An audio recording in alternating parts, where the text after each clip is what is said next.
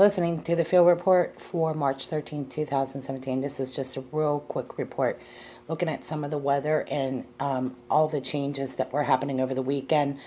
There is an incoming comet and some other space weather that I haven't caught up with, but it can explain why there was some really, amazing footage and photos. I put it on my News Junkie page, so go to Facebook and look for that.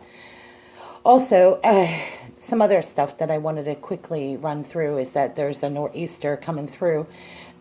Here in Pennsylvania, when you have this kind of weather event and they are telling you you should stay home, actually it's a mandatory to stay home.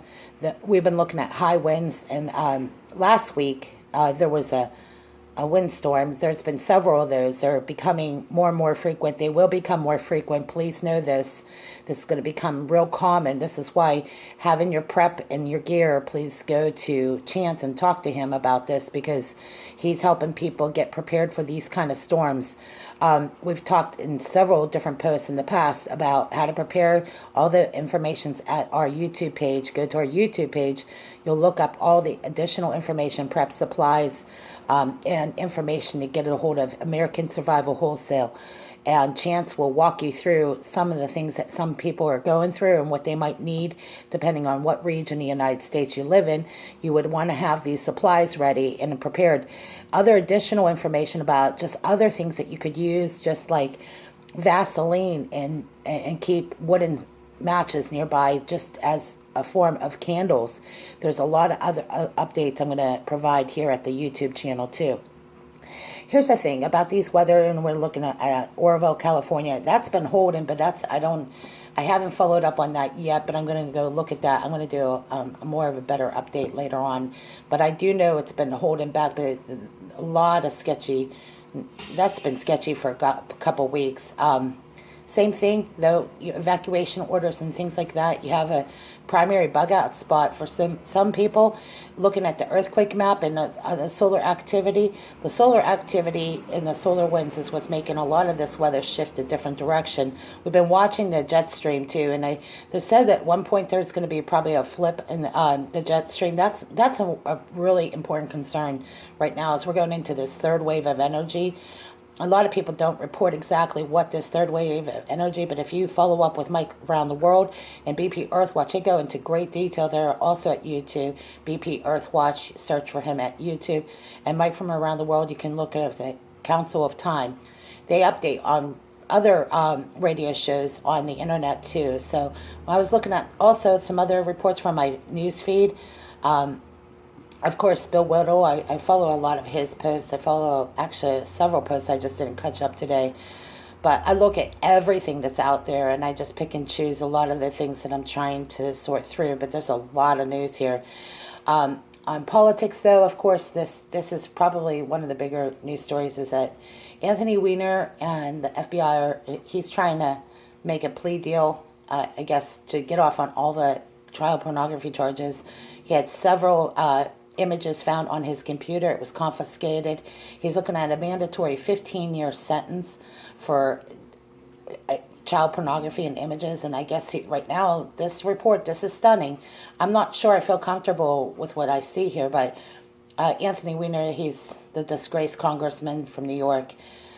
He's willing to work with FBI as far as bringing down the, quote, bigger fish. Somehow, and then all this, that report just really sketchy.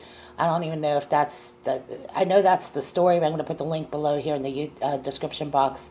Any other things that I can update on topics like this, but what really concerns me is that this weather front, and it's going to become pretty normal. That's why we're ahead of it. We've been doing several reports in preparation for it, about solar weather and how it affects the Earth's crust, and there's so many. Let me say this: when I read through these, I don't even know if I want to know.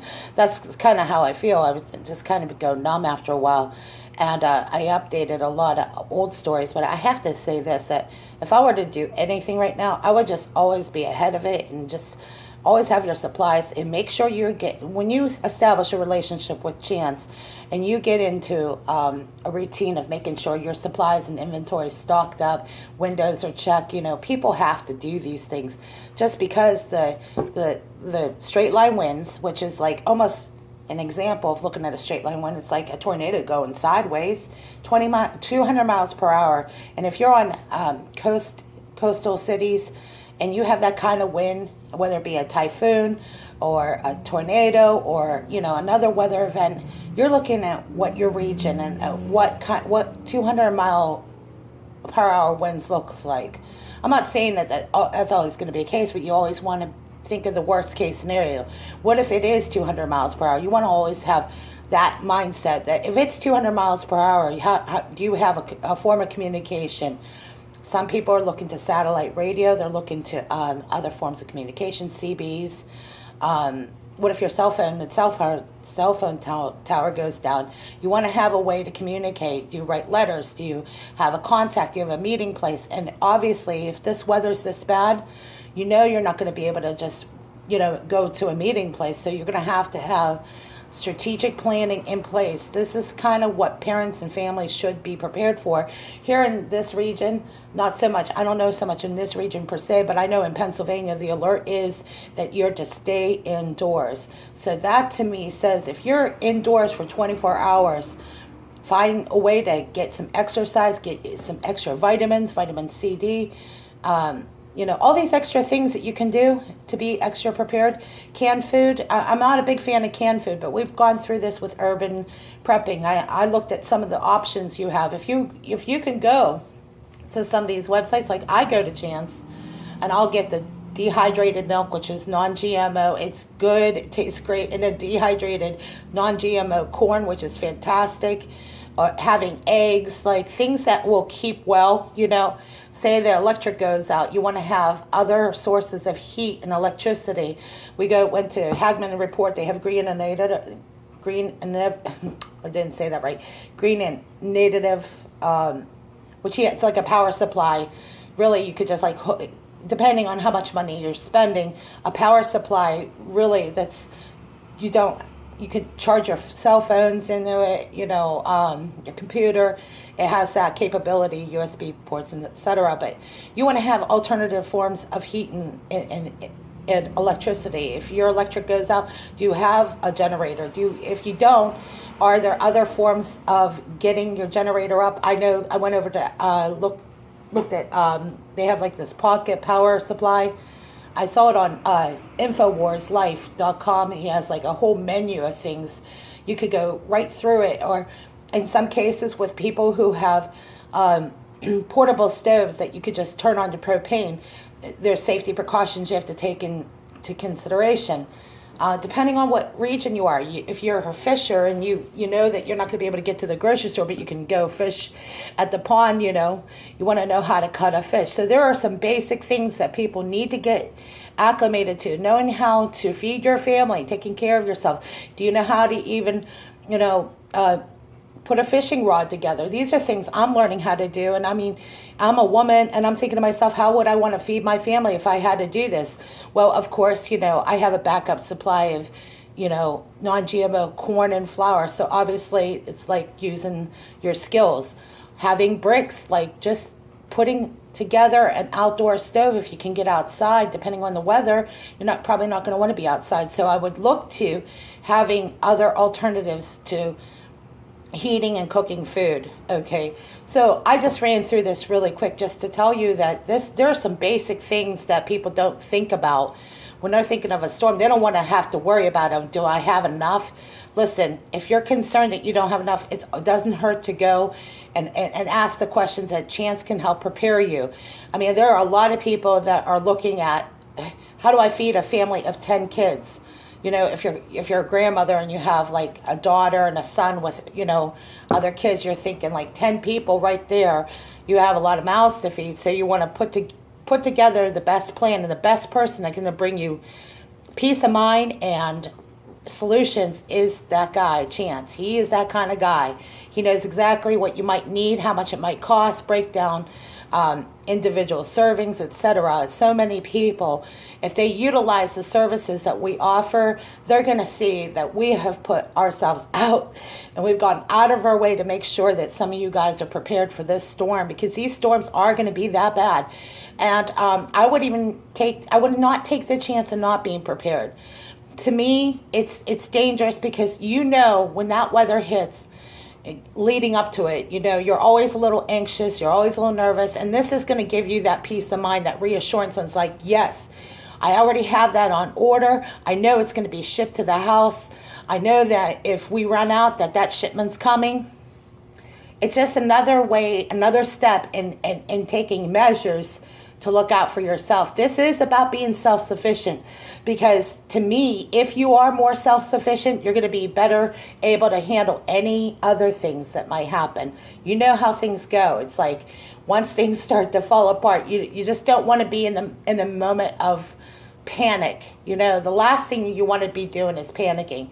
This is nervous for anybody, but the thing is that we go through this routinely, because I'm thinking to myself, what would I want to know if I'm in the middle of trying to get things done? Well, first thing I'm thinking is I'm probably going to be hungry, and I'm probably going to be exhausted, because, this stuff kind of does burn people out.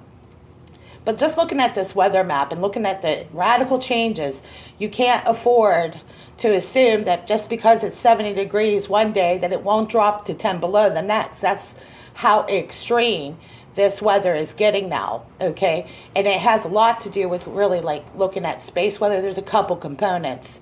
Earthquakes, even inactive volcanoes are now erupting. So this is a sign of what is ahead. And hey, this is where it is. Some people say, oh, I don't want to read the Bible. Well, guess what? You'll be opening up the Bible and asking some serious questions, or you're going to want to know, but you go right to Matthew 24, okay? This is the changes we've been talking about. We have watched several radio shows, several videos, on and on. I mean, like I said, I go numb after a while. I can't do it all, but I can tell you by doing these reports and saying it like this, if you have contacts, you have inventory, you're looking out for yourself, you're praying, you get together, you have strategic, you're thinking on all cylinders, and you're exercising, you're going to be able to withstand a lot of things. Plus, it doesn't hurt, first of all, to be praying, okay? I can't emphasize how important that is. Your prayer life is going to keep you sharp. It's going to keep you on top of things, and your fitness level is going to have to be about spiritual, body, mind, and spirit. So this is why I think people who are in a regimen, who are working out, taking care of themselves, they're a lot more prepared going into anything. You get your proper rest. These are things that are important. Don't go out that door unless you have food in your stomach or have a reserve in your car or with you. I mean, who knows? You see some of these, I was watching this one footage of Chicago, how it was shut down a couple years ago. I mean, they left their cars wide open. I mean, they were covered in snow, and they were there for like at least 24 hours, stuck all night. So that just as much as your house might be prepared, you make sure your truck and your vehicle is just that much more prepared. Make sure you have all the extras, bottled water, anything that you can seal up, even getting a couple bags of nuts and put it in your glove compartment, or, some people have like just little, spots where they could tuck in a big bag of almonds and, extra water. These are just basic things. You can go to the Dollar Tree to get some of that too. I mean, literally, you think outside the box. There's no reason not to have those extras. I mean, you will be thankful. Your stomach will be thankful. You will have that reassurance. It's like, thank God. How many of us always think to ourselves, if only I had done that? So don't let those if onlys catch up with you, okay? And we will follow up with more of this weather reports and all these other things hopefully later on today. But if not, you have enough information here, and I'll try to update the description box with extra information if I find it, if I can't get to another report. I hope you all have a great rest of your day. Be prepared. Contact Chance at AmericanSurvivalWholesale.com. God bless you guys.